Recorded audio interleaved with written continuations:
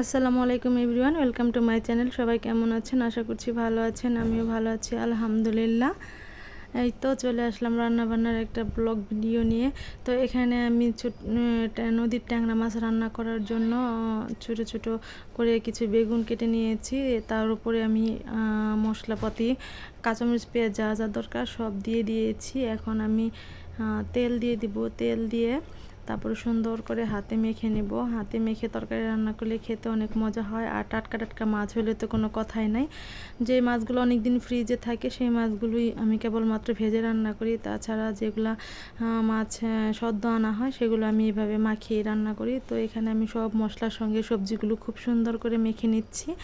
এটা মাখানো যত বেশি ভালো হবে খাইতে তত বেশি মজা হবে। কে এভাবে খান না খান আমি জানি না।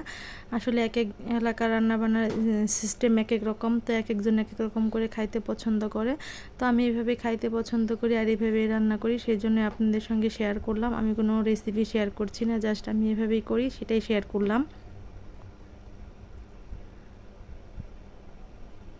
এই তো মশলার সঙ্গে খুব সুন্দর করে সবজিগুলো মাখানো হয়ে গিয়েছে। এখন এর মধ্যে আমি মাছগুলো দিয়েও একটুক্ষণ ভালো করে মাখিয়ে নেব। এই মাছগুলো একদম নদীর মাছ। আমাদের এই এলাকায় অনেক নদী টদী আছে, যমুনা নদী আছে। আমাদের বাসা থেকে যমুনা নদী খুব কাছেই। তো সেখান নদীর ঘাট পাড়ে গেলেই এরকম নদীর মাছ কিনতে পাওয়া যায়।